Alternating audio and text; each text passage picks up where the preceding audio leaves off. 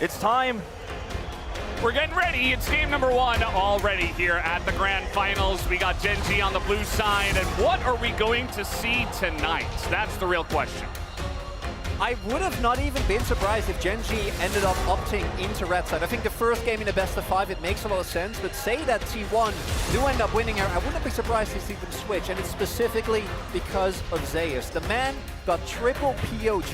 His aggression was sometimes to the detriment of T1 in the regular season, but we've seen this playoffs that he warps the game like no other top laner that we have right now. And a lot of the time it's with blind picks. The only real pick we're seeing from him is a counter as the R5 Bane, and I'm not entirely sure he'll be playing that in this first game here. The Twisted Fate is already taken away.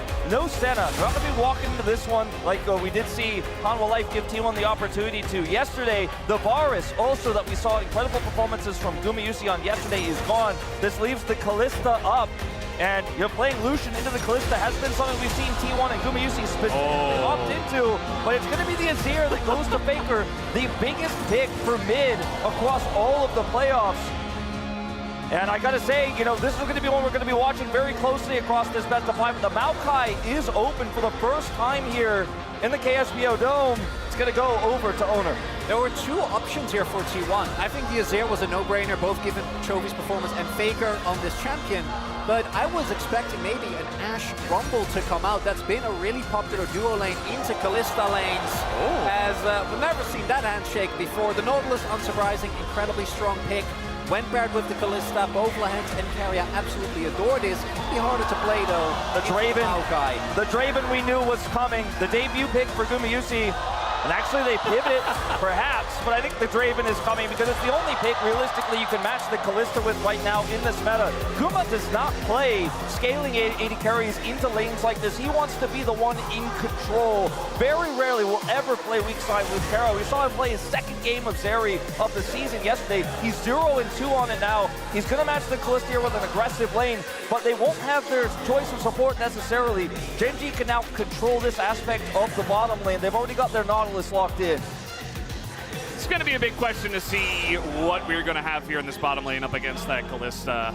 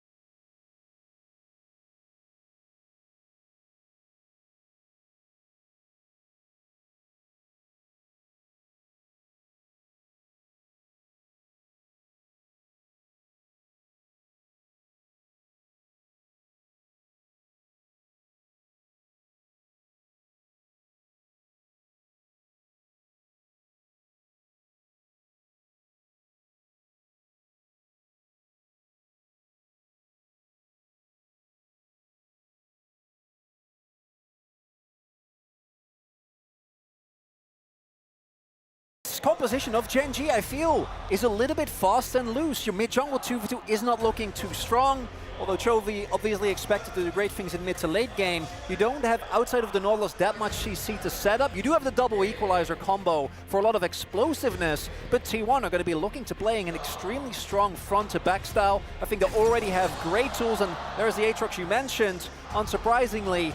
But the amount of CC that's available to get this Draven an early kill is always what I look towards when this champion is locked in. You need ways to guarantee an early kill, and with Poppy, and actually we didn't even consider this, but it could also be the Poppy support. Yeah, of course. I mean, it's fantastic into the Kalista, it's great into the Nautilus. I mean, try to engage onto this Poppy, I dare you, yes. You know, if he uses his W in a kind of bad way, but I trust Keria to not do that. I mean, I think it's fantastic for setting up kills as well. It's incredible for the martial pose. You know, you're going to have the bouncing Kalista just walk straight into the steadfast presence. You know, a lot of these all-in opportunities may just fall flat on their face.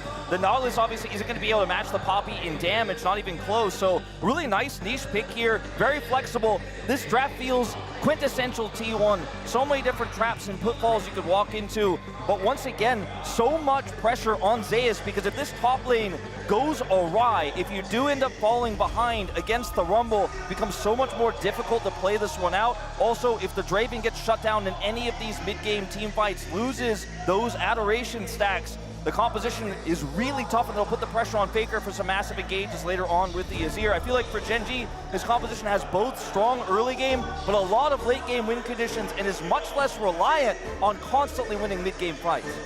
Gotta see Paze and Lance step up as well. You can't afford any mistakes in this early bot lane. No bad trades that open you up to a dive, because if this Draven gets going, this T1 comp runs you over. They need to be good right from the get-go. It's got to start here in game number 1, and we are ready. Let's hop out of the rift.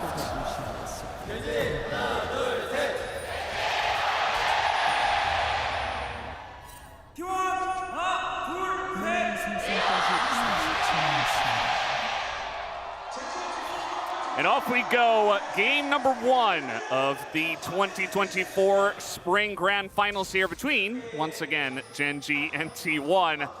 And let's see who's going to draw first blood here, not just in this game, but in this series. Looking at the rune choices, Paze, I imagine, is going to go for lethality, which feels kind of bad into double frontline. Aatrox, of course, also notoriously tanky when he gets his items. Yeah. But at the same time, realistically, auto-attacking into the composition of T1, I think, is going to be a really tough ask. Trying to get the most value out of that. Paze has looked, I think, the most consistent on the lethality. And then on the other end, we have Zeus going for Comet, which is common into these type of matchups where you really want to respect the Ignite Rumble. And Faker also going for Halo Blades for maximum early prio and the short trades. I mean, I think a lot of this game for GENG in terms of team fights later on is just going to be about poking until you get enough damage done to get that single elimination. Then the Viego gets that reset, and then you have that as your late game power. The poke that the Kalista will offer as lethality can then help you chip into the Rumble equalizer, leading to that first elimination. Then Canyon gets to run through the team fight. Longer fights, obviously, especially if Draven becomes online in the mid-game, becomes so much more difficult to play out. And it's going to be, again, package timings that we'll be watching a lot of the time here if GENG is going to be winning those early fights into so much CC, so much lockdown between the Poppy ultimate, the Maokai ultimate, Azir, Emperor's Divide. There's so many ways that GENG can get shut down in these early skirmishes. Both the Kalista and the Draven can be strong in those fights, but the ultimates favor T1. Absolutely mega value ward here, because Canyon did Raptors then immediately look to invade the Maokai. Maokai in the 1v1 obviously really going to struggle into the Viego, so Canyon ended up wasting a huge amount of time trying to punish Owner, who just peeled off of his own Grom. Did have to let that one go for now and have it reset, but he's going to still be pretty far ahead in early tempo. Big win there. He will be spotted here on the ward, but you saw as well Chovy was playing really aggressive for the mid shove so that they couldn't collapse. But Canyon really wasn't able to utilize that pressure. Owner withstands the first attempted blow. I do love how Canyon pulled out the Viego for game number 1. You were talking about how it's not really great in the 2v2, but Owner just came off of a finals where he's like, I love this pick. It's not really highly rated per se. I think there are a lot of other picks in the jungle that are more highly rated, he said, and I still really like this one. And Canyon's like, you know what? I like it too. And they both love Lee Sin, as that hook, not going to hit, wouldn't have mattered if it did hit, because it's Poppy. Big thing here as well is that you expect this early game to be really messy. Looking at Draven, looking at Kalista, looking at Poppy. Well, if the early game gets messy, if it gets into these skirmishes, Viego is a pick that can snowball due to the nature of his resets. Yeah, if you can identify which fights you can take, this comp has a decent amount of engage as well, you know, with the Nautilus in it. And so I think, yeah, it's been a while. Bro Talent, Delight, pulling it out versus Notion Talent Kellen in 2021, which was summer as well. That's the one actually D plus Kia this did win. Situation T1 have found themselves in so many times. They've lost with the Draven themselves. They've lost with the Lucian.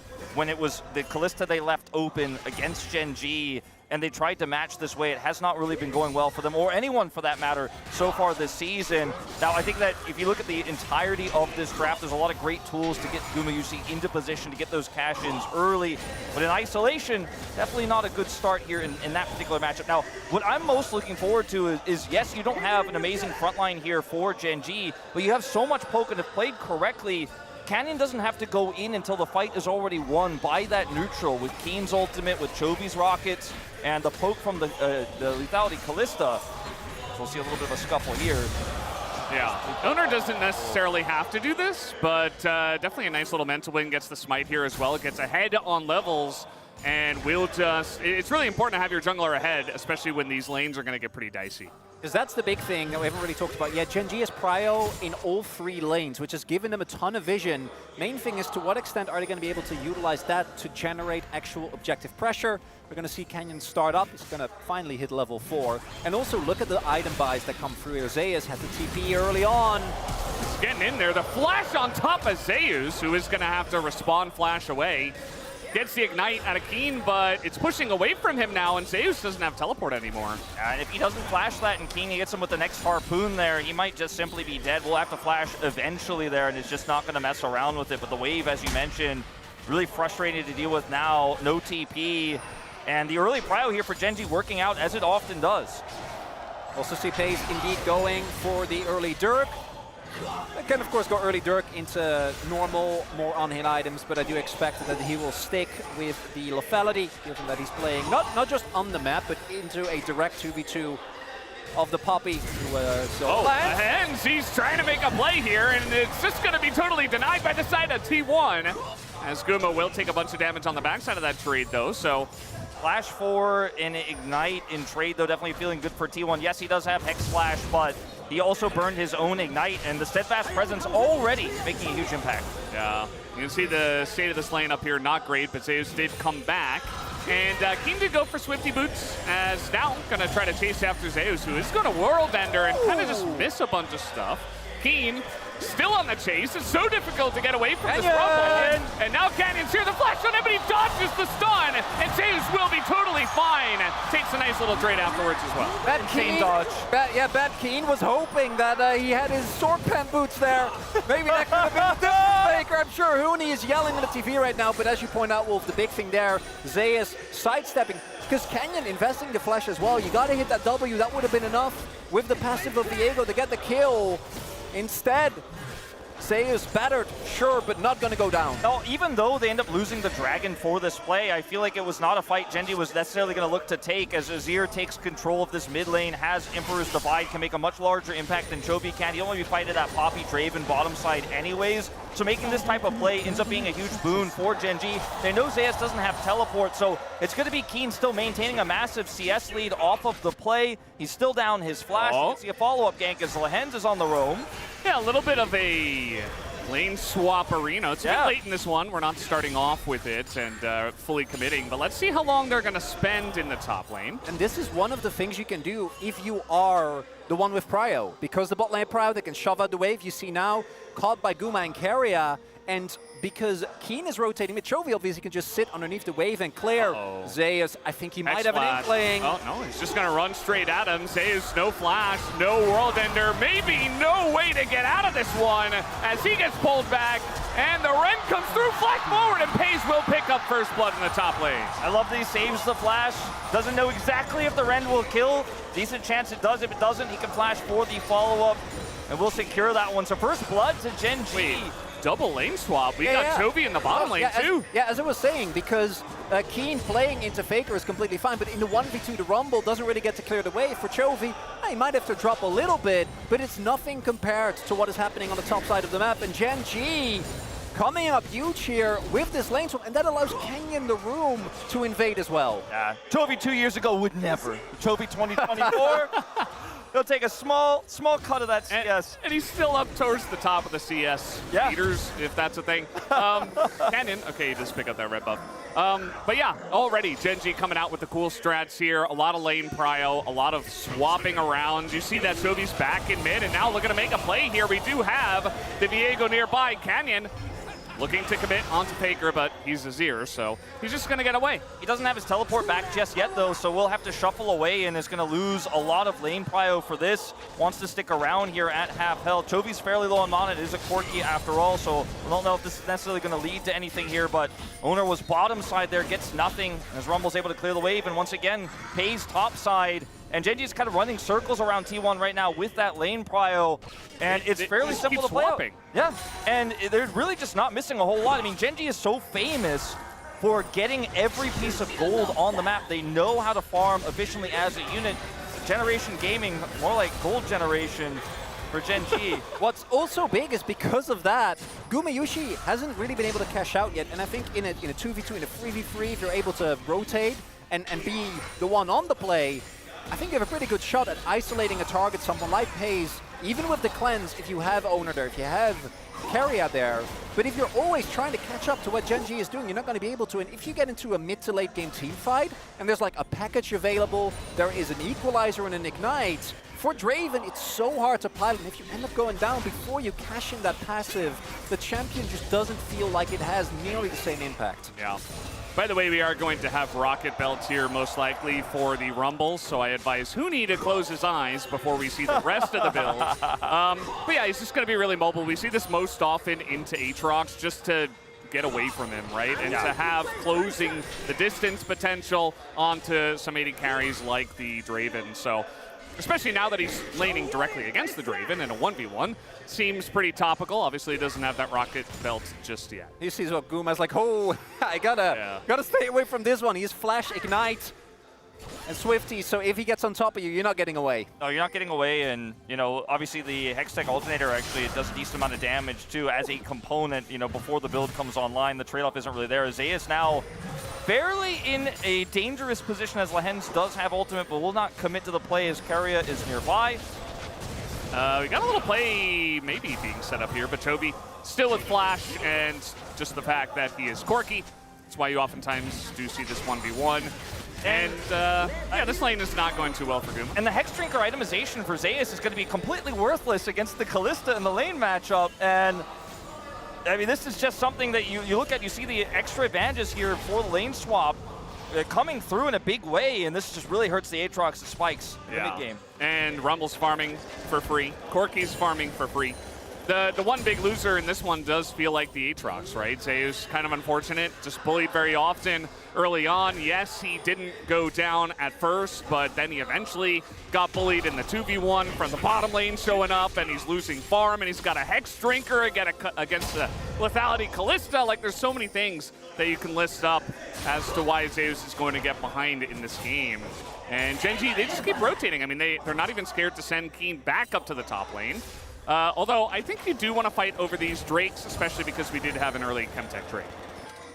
Also, do know Genji was able to pick up 6 grubs, so even a little bit of time alone with turrets is actually going to give you a substantial amount of pressure. Package is available, and you can try to play for this, try to get Guma a kill, but it is highly risky unless you want to TP Zeus in. I don't think they're going to do it. It's double equalizer. Yeah. You got the package, you've got Rumble here, and he rotated down. He doesn't have TP, so there's just no way. I mean, T1 actually making the right play, I think, to just not fight that one. Look at the trap. And they are going to have to give that one up. So it is Cloud. Oh, wait. Woo! Jump scare there. Thank you, Jonas Strong and the gang. As always. And yeah, I mean, I agree with you, Valis, with the double equalizer essentially there with the Valkyrie, you know, turning into package and having the equalizer itself is just not something T1 could fight. And I think in a normal game state without the lane swaps, they probably would have been able to contest for prio there, and Faker is going to be the man who controls the fight with the Emperor's Divide, but he's just not able to even get access to the Dragon Pit there. And with Guma having to constantly match these swaps, it's been very awkward as now Zeus again facing off against Keen, who's still significantly ahead in farm. The matchup doesn't get easier from here. He's bootsless at the moment against these Swifties, so if there's any angle for an all-in, Keen will take it. On the flip side, for T1, the lead not necessarily insurmountable, and it really boils down, I think, to the question to who are you going to give the edge when it comes to the mid to late game team fights? Because I think there's parts of either comp that skills really well. I feel like Draven in late game team fights, especially if he's not fed, is going to have a really hard time, but Obviously, Zeus, we've seen him carry on the Aatrox in fights many a time. Faker on Azir has more highlights than most people have games on the champion. But then, when we look at GENG, if there is one place where we have always been able to trust this team, throughout the last, 2.5 years, it's been the team fighting. It's been the way that they consistently can rely on Chovy to do so much in these fights. And thus far, the thing we're worried about, which is the bot lane, has been doing great as well. He's getting in there. It's starting. It is already starting. I mean, I suppose if you're a T1 fan, you can be happy he didn't get Azir, because it's not as much a playmaker here on the Corki, but he's already making an impact. He's coming down, too, and already ult. Yeah, I mean, the equalizer comes down, and now Faker, he's going to have to dash away, just barely dodges that big one. But now he's out of the lane, he's pushed away, and now we got to play that lane as well as, oh no, the stacks! He is going to flash away, and he will survive, and Guma will not lose the Adoration stacks this time. But he's flashless now. And I mean, this is a sick play here. They see an opportunity, they seize on it. Punish! A turn from T1, an attempt to try to get back in this one. Let's see if the flank out of Zeus is going to be good enough. Keen going back in, but Keria trying to help him. Chovy just going to flash away. And it looks like Keen also going to go for the flash, but we got Owner on the way. We got a potential touchdown, and Guma from downtown going to pick up the kill. Oh, what a set of plays. I would consider the Maokai ultimate coming across. It's not even that crazy. It's not even really some sort of sick aim here that's coming across. So he'll get 983 total. Extra gold, 643 above pays here from the play. But when you're rooted by the Maokai, you know that is going to be a guaranteed execute with the ultimate. Well planned here from T1. The punish play on point. Little bit of greed from GENG.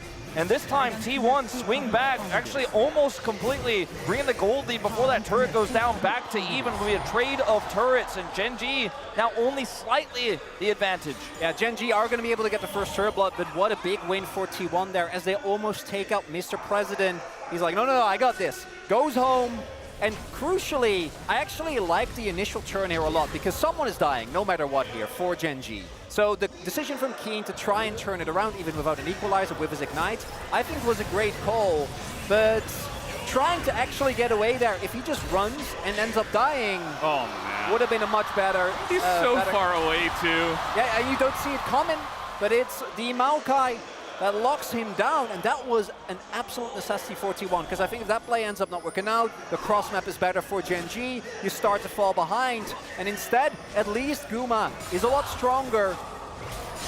Now, we'll still have to see if we can actually see T1 group up for a 5v5 fight, because the prio for GENG has been so oppressive. We haven't been able to see that just yet, and as this dragon spawns in 45 seconds, the Cloud Soul to start, GENG still have that prio. They still have the better group, and Guma won't be able to utilize that gold if he can't get into position. He's very low range to actually get it done. Keen will eventually take out that turret, so turret advantage does go over to GENG. They still maintain a pretty nice gold lead here and full control all over the map. They even have a Herald they can drop here in perfect timing with this dragon. So small win for T1, big win for Guma, but the map still belongs to GENG. That's really the big thing. I mean, they were getting so many wins by the lane trades that they were taking before that fight happened, right? They pushed Faker away, they pushed Guma away, they forced double TP to the bottom side, so definitely a lot more control eventually going back to GENG, and now might be looking for a fight here on this Cloud Drake.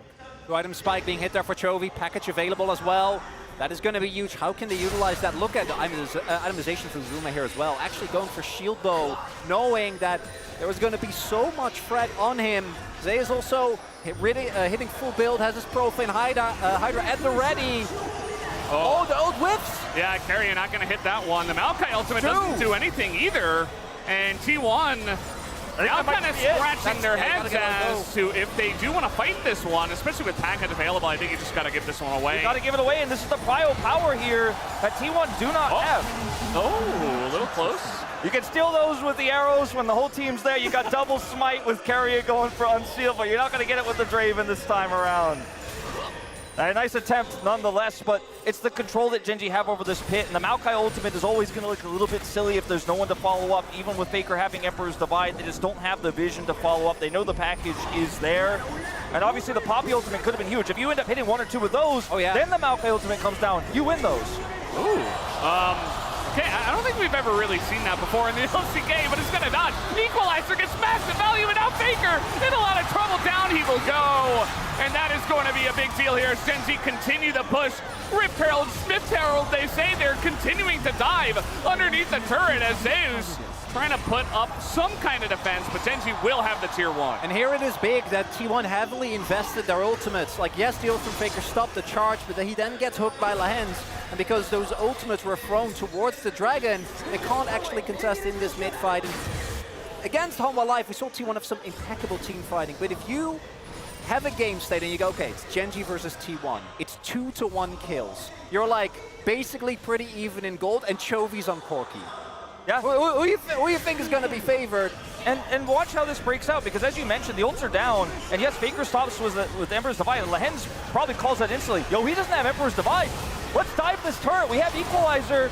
I'm Nautilus. I'm going to look for these hooks. And Carrier here, just a feeble attempt to try to push them away, but takes so much damage. He's not buying items. That's not a farming Poppy. He's just not that tanky. All he's got right now is the Celestial Opposition and a Locket, so he just gets burned down so quickly. There's no way for T1 to counterplay. I think that's a big difference between GENG and T1 is, yes, Hanwha's team fighting in early skirmishes outplayed T1 a lot of the time, but in terms of map control in this draft's prio, GENG are just not matched at the moment. Definitely are not. I mean, it's a 2,000 gold lead here, and yes, T1 do have a fed Draven, but it does feel like every other lane is just not really cutting it. Zeus has caught up in farm, but he doesn't have an assist. He doesn't have as much tower gold, doesn't have as much control over the map. It's going to be difficult for him to find big flanks on the Aatrox from behind, although it does feel like sometimes he just finds a way, so we'll have to wait and see, but yeah, certainly GENG holding the reins on this one, but let's see as Carrier is going to make a play, knocks up the Viego, no follow-up at all. Another huge equalizer going to come in as TP now from the side of Zeus, and Carrier is burning down. Finally, Zeus gets in, but the Fate's Call comes out and saves the support that is Lahens. Kinda cutting it close there was GENG, looking for a pick on the Carrier. As soon as that first pick comes in, Viego pops off, try to turn around, but not going to be the case, and that was a lot invested there in terms of summoners for GENG. I feel like the way you can describe this game state here is, it is very easy for T1 with an already fed Draven and another Cashin stacking up here to come back in this game. All it takes is one team fight, all it takes is one mess up, and GENG are walking a tightrope. The tightrope won't necessarily be able to control that, right? But if GENG slip, if they stumble, if they mess up one fight, you're going to fall off the rope and fall down, and that's when T1 can come back, Guma can cash in, you end up winning those fights, Faker starts to get that second item online, and T1 are back in the game. A close call, as you say, and T1 really need to be ready for a punish, any overextension here from GENG. But the vision game is strong. The ward setup here for GENG, insane. There's no flank wards for that Aatrox. You were mentioning that he has had fantastic flanks on the pick so far this season. Doesn't have teleport now, and there's nowhere to teleport for these objective fights if they can't get any map control back. One thing that's big is that whereas GENG's engage is really, really good. Like, they don't have the best front line, I think. Lahens obviously is pretty squishy, can get focused down. We've seen that happen with the non-farming Nautilus, but they have a great way to snap engage fights. If you look at T1, that isn't really the case. I think their counter engage is really good, and obviously you can pick up individual members, as we saw with Canyon there on the Poppy, but once you lose control of the map, and look at the wards right now, look at the priority that's always there for GENG. They play around these waves so beautifully. Once GENG is set up in an objective and Corki just gets to poke, you are looking at a T1 that, unless they can get a big flank, unless Carrier can somehow find an angle, or Faker with the Azir starts a fight, it is actually really hard to get to anyone. And if you look, I think only Keen is an easy target, because Pays, with the build he's gone for, actually will be hanging more towards the backline. Doesn't have to be in the thick of things the way a Kalista normally does.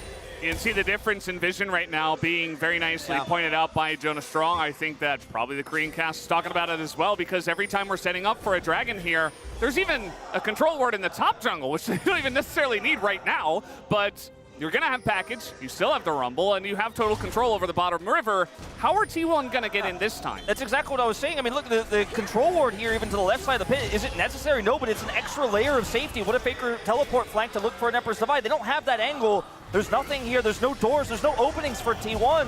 Yeah, just trying to force it. They are going to get Banana Brush control here, but take a look at that double control ward in the Banana Brush as everybody is grouping up, and Chovy, he's got an angle. The hook comes in, and Carrier is the target. He's not very tanky. He goes down immediately. And this front line, Lahens loses the Aftershock, but now you don't have Keria. It's a 5v4, and GENG are looking at their second Cloud The version. fights look the same. This is the same fight we just watched, but now GENG have more gold. Now the damage is higher on that equalizer, and T1 trying to find that opening. It's just not there, and Guma gonna get chunked down. Yeah, he's isolated in mid. Jovi's looking for more. We got Lahens by himself. He's got Keen, but Keen is kind of leaving him to the dust. As Lahens is in the pit, and now Canyon just gonna ult away, and now they look to take the fight. GENG getting back in, but Zay is going so deep by himself, and he is going to go down alongside a Faker as GENG take the two of them in the bottom river. And when it comes to team fighting, GENG does not disappoint. T1 think they see a moment of weakness with Chovy chasing Guma, but the kills just don't come through. And they're so close, and it's the tightrope walk I was talking. And GENG, they don't slip, they don't fall over. You see this angle here, equalizer is down when T1 decide to re-engage because of this pick here. Oh, meanwhile, potentially. Jovi's gonna go down here. That goes to the Poppy though. Guma not gonna pick it up, and now we got Keen coming in. He's looking to punish the rest of them. That's a double kill for Keen. He's looking for a win in this first game. looks like Keria was the one to pick up the kill there onto Chovy as well, and so they're not gonna actually end up getting that cash in before he goes down, so his adoration stack's now deleted. Again, a nice attempt here for T1, but you can see they are just looking for any opportunity they can to get picks here in this game, because the map control has been GENG's from start to finish, and any opportunity they see, they have to seize on. They will not just sit back and lose this game, but GENG are winning out every single time they try. Now a near 4,000 gold lead. And I gotta give credit to FaZe and Lahens because I feel like they've stepped it up so much. They were by far the weaknesses of GENG in playoffs. I think in regular split we saw some of it, but look at how they play out this skirmish. And I like this goal from T1 because you have Chovy in mid. They see these low health bars. There might be an opportunity here. Kenyon is able to deny the resets to Zayas. And then here, look at Pace. That flash, the re-engage from Lahens. Pace stepping back and then throwing back in Lahens. No resets for Zayas. Ends up being huge for GENG. And it was the moment as, yeah, this is just, you know, some things stay the bit same. agreed. Some things never change for Chovy, but the... Oh, a T1 Baron. Not to cut you off, Wolf, but T1 are going to go for a bit of a desperate play. I mean, GENG are about 4,000 gold ahead, and maybe relying on Keria to knock some people away, but now he's just trying to keep them out of this one. Keen is not in the pit. Lahens trying desperately, but that will go the way of T1. And now they're all in the pit. They're just trying to get out of this one. GENG should be able to clean up some as a kill will go towards FaZe. Canyon looking for a bit more, but he has gone pretty far. Now Keen coming in from the right side, looking to shut these two down. Might just be able to. Not the easiest targets with the Aatrox and the Azir, but eventually Zayas will fall. And they're looking for a bit more. Keen looking for the dive even. I mean, how far are they going to go on this one? I mean, they really want to take away all the Baron buffs here. As the flash comes out of Faker, and the Heads is going to go down, but now it's straight back. No, Canyon is going to live.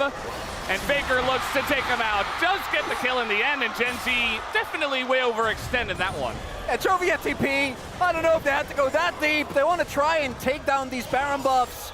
And the T1 Baron strikes again. And this T1 Baron is premeditated on the idea that Keen shows bottom, doesn't have teleport. If Keen is there while they try to take that Baron, they 100% get equalized. Look at the health bars here, but they know Keen isn't here. It's going to take them a long time to come up. I think this is a great call from T1. All things considered, they are losing control of the game quickly. If they can rush this down, maybe Emperors divide their way out of here, there's a way they can finally get some semblance of map control off the Baron. But GENG reacts much faster than Hanwha did. They are going to come over here, get the punish off, and yes, the Baron is secured. GENG won the subsequent fight. Now, what happens next here is a little bit of an overextension, but still a quick reaction here from GENG. Keen does show up with the equalizer. Big thing there is the first half of this beautifully done. The sidesteps from Canyon, hitting the projectile through the wall, the initial chase.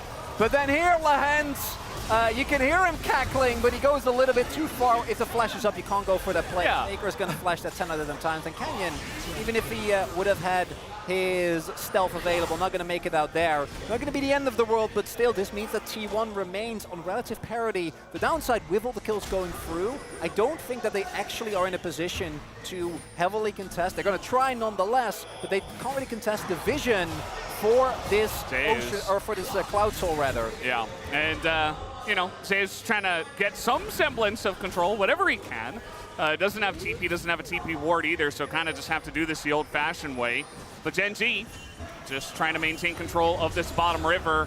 and say, okay, that was a little bit of a whoopsie. We went a bit far trying to take out all the Baron buffs, but we're not going to give you Cloud Soul. We're not going to give you a chance to make it into this river. So let's see if T1 finds a way.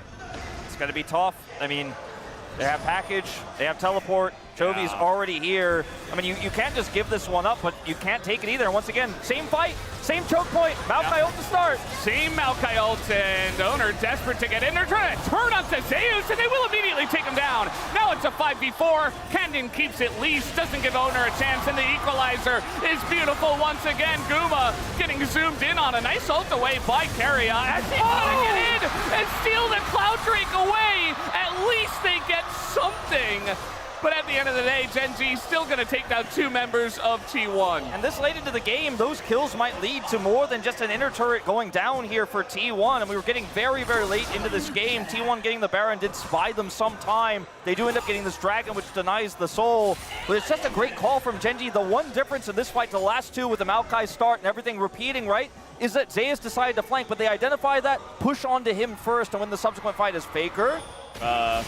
Okay, gonna get in onto Paze, and he's just backing in mid. It's a free shutdown for Guma. And we have had the ruler spot for years in the LCK. I'm ready to dub that right there, the Paze spot. The light found him in exactly the same spot. There's no objective up, but they might be able to take the mid lane turret off of that. And against T1, you can't afford to give these small little... my. Oh, God, yeah, Chovy is on. Malignance is here. Oh my Chovy.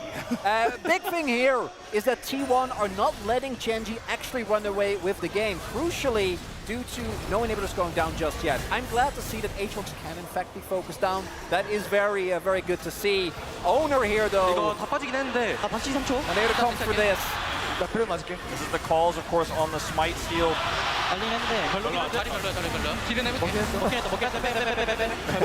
Immediately just all going to out, back. Get out. And this is Faker, of course, catching it. Paze in the ruler spot. We have seen Paze himself really be the successor to ruler in so many ways. He's been caught in this position so many games, even against weaker teams in regular season. You don't need to do everything that ruler did, Paze. It's okay. Yeah. I mean, look, he's played Kalista as ruler has once before, many times before, on a final stage. Yeah. And it does feel like he is a true successor here. The Royal Road or the back-to-back. He's never lost a season. Every season he's played and he's lifted a trophy. We'll see if he can hold that true once again, but is punched by Faker. Trying to do something here, trying to set something up. It feels very nice to have a Nautilus, but not when there's a Poppy standing right there. C1 grouping up in the mid lane, maybe trying to make a play towards the Baron that is going to spawn in 30 seconds. That has been their favorite objective. Big thing here is, as mentioned, with no Cloud Soul, it might have a fight brewing. Oh boy, Owner just trying to walk away from this one. The equalizer is huge again, and Owner is going to be left out to dry. Nobody able to help him in that one. Because GENG needs to find an inhibitor, they need to find the Baron, they need to find the Soul, something to truly break T1, because they are still holding on, and as long as GENG don't get that, I think you also see T1, they're not giving them anything for free here. Yeah, and even though Zeus is 0 and 4, he's still a lethality Aatrox. He still will do a ton of damage if Faker can get a nice engage. Guma also, his damage output is insanely high, so it's not over till it's over, and T1, they have vision. Better group. Chovy did just back, but he has TP. And should be looking to take this fight as well. Just pick up Shojins as the damage is about to ring true from the side of Chovy. Guma on the run as well, as that is going to be Keria also just channeling the ult, going to reset that one. As GENG look to position on this objective, but Keria now being chipped away as, Steadfast Presence going to help a bit, but he still has to flash away. Lehens is going to be the one that has to be Fates called away. And that is a big cooldown, although he does have Axiom Arc, but I feel like T1 will be happy with that one, I suppose, at the end of the day. I mean, this is the power of T1's comp, is GENG need time. Unless they can find an isolated target, they need poke to land consistently before they can actually kill anyone. They don't have strong engage outside of Lehens, and with the damage output this late into the game, if Lehens does go in, he will be burst down by the Draven. T1 control over this pit now. This can start over, and Cannon, he's not tanky. There's no time here for the poke for Chovy. Equalizer has to be big. This time around, Keen is here as T1. They're just trying to flip it. Keria is going to knock away the jungler, and they do get the Baron again, but can you get out of the pit is the real question. Zeus, desperate, he is going to dash over the wall, and Owner will be left out to dry once again. It's a double for Toby, but at least T1 get the Baron? It's something that Humble Life couldn't fix. The objective control of T1, and they are to do it again. We look at this comp of T1, and you see how hard it is to get on top of an objective. There's Maokai, there is the zoning of Faker, there is a Puppey, and every single time T1 has been able to use one of these tools, and now again they're going to be able to stall out. Yeah, they stall it out. Now I feel like T1 had an opportunity to actually turn this fight. Instead of trying to focus the Baron, they decided not to, though, as they do have to deal with that equalizer. Very tough to win this fight in the pit. They also don't have the Maokai flash just yet. It's just coming online, so Owner not able to get out. Otherwise, we'll love to see him just flash out right away, but he didn't have it to escape. Now T1 with those respawns coming through, GENG will be able to get the Cloud Soul here. But again, we haven't really been convinced by 5v5 fights here when T1 have control of the objectives. If this Baron can get them map control back and prio, this game could slowly start to go back into T1's control despite the Cloud Soul. It's going to make it a little bit tougher. GENG's still in the driver's seat, but I think we need to see an inhibitor go down, as you said, Chronicler. I do think, though, Cloud Soul for Baron and the kills, it's probably not worth it. Because of the early kills, they're not actually able to utilize the pushing power of this Baron at all. Yeah. So if you don't get an inner, if you don't actually meaningfully pull back on this gold, it's going to make it really hard. They might be able to get an inner turret here, but GENG, because of the counter push, is still able to make sure that, I think outside of this inner, they're not really going to give a whole lot up. The goal remains that even, but I think Cloud Soul, with the rotations, is going to make it so much harder for T1 to be as turtly as they've been thus far. No, I agree, and I think the Rumble, obviously, who doesn't have teleport, is going to be the biggest winner of all of this, and will get huge benefits when he uses his equalizer as well in these team fights now. It does give a little bit more rotational power to GENG, but T1 still get that inner. It's an inner for inner here at 35 minutes. And, I mean, this game may come down to just the Elder fight in 5 minutes, and all of the advantages that GENG had all game long, all of the map control, hasn't led to late-game teamfight wins that are decisive enough for them to actually get these inhibitors down. Still in control of the map, but T1, they're hanging on by a thread, and the fact that they even have that chance at all here speaks to their resilience. Yeah, and the fact that they have really perfected just going for Barons at the right time. It feels like a lot of our teams just don't know exactly how to handle it, and they've gotten away with it again and again and again. It's 2 Barons for the side of T1 from a losing position, and it's only game 1. We've already seen this a lot here in the playoffs. Is now T1 getting a little bit of value out of that Baron push down in the bottom side. The Azir kill on the top side turret, and now one for Zeus in the bottom side. Good map reads here from T1. You know, the ult here from Draven slows down the push here top side. They've grabbed now a second inner turret off of this Baron. It's a decent Baron, considering they lost the fight, lost Cloud Soul. It's all going to come down to execution in the final fight, because we're getting to the point where death timers are going to be so long. Yes, most of GENG's base is still standing, but if you have a top wave, if you have a bot wave, you're still going to be able to take the highway straight in. And the big thing here, looking at the cooldowns, we're slowly getting to the point where I think when we are going to fight over that next Baron, where everything besides Guma's flash is going to be up for T1, might even be available actually in about 2.5 minutes. And Chovy is about to finish his Void stuff as well. Guma doesn't even need boots. Seemingly just happy running around with his 5 items. It's fine. Really, he's basically just playing the role of an ult bot, maybe get an X or 2 in. Faker's death cap already done. We're getting to full item builds here across the board. Uh-oh.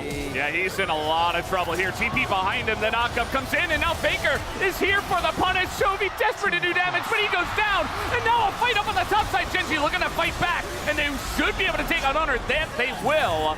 And that will make it a 4v4, but you just took out Chovy, who loses his flash, and it's a 1-for-1 trade, but it does feel good for the side of T1. It is going to delay things. There's no objective for now, so neither team can really do anything with this information. The flash is down for Chovy now, and that's a pretty big win for the side of T1. That teleport that was set up by the earlier ward there from T1 comes through big, and they're able to punish Chovy once again. It hasn't been the first time this game where he's been pushing a little bit too aggressively. GENG do get their turnaround. Well, this is definitely, again, advantage T1 buying time across the map, getting this critical flash. As you mentioned, Chronicler, Gumas will be back up, and that last fight is all that matters. We saw yesterday as well that first game so incredibly hard fought, and this turn from GENG is essential. Because if you're a member down, I think T1 is going to try and push, and a single mistake can mean an inhibitor or possibly even the base. So actually taking down Owner, who in of himself, not necessarily the most important member, but he provides so much utility and makes it so much harder to actually get on that back line. CC provides, allows setup for Zeus and Faker as well, so still really important pick-off for GENG and T1. This Baron, I mean, again, the control's there for GENG, but I don't know if they're actually going to be able to, they haven't been able to secure it yet. They need time, and I think they need to put Chovy, you know, in position to actually get some poke damage done with these rockets before the fight happens, because if the fight starts without him, he's a package button and that's it, and they won't have it for Elder if T1 just disengage. So very tricky fight to play out now here for GENG, and T1 to just walk up and say, my control actually, my wave. No package. Yeah, no package for now, and Guma, he's nearly going to dodge that stun from the Viego, but Owner might just have to eat it. So much survivability on his side, though he will get away, and the Fate's Call will be utilized. Lahen's going back in, Keria trying to keep him safe as Faker's going on a little roller coaster ride right now. Not sure about that one, but Keen has to go into the Zanyas as the Soldier's a bit too early from the side of Faker, and Keen will get away, but he has to flash to survive. GENG just don't have consistent damage really in this comp. They're playing the lethality Kalista, and if they don't get that initial burst pick when the equalizer goes down, when they go into the engage, you can see the turn from T1, and the re-engage is so insanely strong. And it's not the first time we've seen that in this game, as GENG had so much control. You watch how these fights break out. They look for the engage. Equalizers early here. And then Owner, he's just so tanky. He's like, what, 0-5 this game? And it doesn't matter. He just walks it off here. And then look at the turn. Look at the damage coming out here from Guma. If Faker finds an angle there, they might win the game off. They're doing Baron here on the side of GENG. This fight was very close. Might be gone. It's very late in the game. T1, they don't seem to know that this is happening. Keria trying to get some vision in, and finally they're going to know, but it is too little and too late. 15 seconds until the Elder, and GENG get it at the perfect time. Oh, but they need to back, though. They might get a trade. Let's see what they decide to do. Look at the health of Pace. Thinking about a fight here is GENG, but Jovi's got to be timing out on that package. It's like 5 seconds away. And T1 can just wait that one out. Zeus down on the bottom side here of the map might actually be caught out a little bit, but he is going to dash away. This is it. Banana breath control. No vision, a lot of poke. Uh-oh. Zeus on the flank. Like I was saying, he's caught out on the bottom side. He's just going to go down pretty much for free. Look at him, he's on the run. And T1, they can't rush down an Elder like that. That's going to be a free Aatrox. And now it's a 5v4 for GENG. Looks like Exodia might be on the menu here. I mean, T1, they have to win this fight without their top laner. Uh-oh, Lahen. They don't know. The guy. He wants to make the play. He's going to get in that back line. Presses his R button. Guma just dies immediately anyway. And GENG, it looks like they have done it for game number 1. Massive divide, though. And a chance here, but so much damage as Quadra comes out from the side of Faker. And that might just keep this game alive, actually, as Chovy is still chasing the Poppy. The knockaway comes through, and Keria will live. What a play from Faker! He picks up, what, like 1,300 gold in less than a second off of champion kills. Tosses in the Emperor's Divide and does massive damage. They're so patient. That's the ghost right there! Crouching Tiger hitting Faker, man, on the flank. They chased too deep. He said no. GENG still get a huge win here, but T1 just will not go down in this first game. And it looks perfect. Zeus finally, his flanking ways catch up with him. Guma gets the lead in a second, and they get overexcited. They think they can just chase Lahen's and Canyon going in. But a three-man shuffle. The soldiers do the work. Faker at this point is full build effectively. Oh my god. He goes back in, does the extra damage, flashes away, gets one more auto, and it's just barely perfect for the side of Faker to keep this one alive. And now T1, they are on the Elder. They're the ones in control of this objective. Canyon not going to get over the wall here as he is actually barely. Canyon is going to get in. Do they have the damage to execute them with this Elder is the question. It looks like yes, as Faker also will go down. And he's got a highlight in this game, but he will not have a win. GENG will take game number 1. T1 is tenacious, but GENG will not lose this first game. Just like the first game in our previous series yesterday, T1 fought hard. They had advantages at times, but it was GENG from start to finish with map control. Their pile too big to fail, and ultimately, yes, Faker gets a quadra, but they regroup. Canyon, the man of the hour, takes the Elder and wins the game for GENG. What a series we may have if this first game is to be an indicator of what this best of 5 is going to look like. As GENG, they look like the stronger team. They had a great draft read, but T1 just would not be beat. It just feels like, you know, that boxing match, the guy just won't go down, and you start to get worried for the favorite, right? Like, GENG is the favorite. They do win the game, but it's like, man, that was great. Like, T1 took so many hits. They were getting smacked down so many times that it just didn't matter. They kept in it. And now, of course, they are down. GENG are going to feel very happy about this first win. But it definitely makes the rest of the series pretty exciting, hoping that we can have a competitive one here. So big though, this win for GENG, because I think if you lose a first game this contested, where you're gonna feel like both the favorite coming into the series, but also it felt like they were in control, and losing that control and then subsequently losing the game, that can really, really sting. So getting a win here, even though it was a sweaty one, absolutely huge start to this best of 5 for GENG. And I think that, you know, we have the power of GENG's composition on full display in the early game. The prio control they had was fantastic. When it came to late game fights, Trophy was off on the side oftentimes, wasn't actually landing that poke, and T1 had great counter engage. So when it came to getting single target picks and Keen just dropping equalizers down, in the early game, that worked out incredibly well. You get to the later parts of the fight when that equalizer doesn't guarantee you those kills. Guma's damage output is insane. You can't just walk up to this guy. Faker's damage output as well. He got the Abyssal Mass there. There's just not a lot of MR on the side of GENG. They fought back. It wasn't enough, but what a great first game. Game number 1 delivers. I hope the rest of the series does as well, guys. We will take a break and we will come back for game number 2 after the analyst test to break it down as well. We will be right back.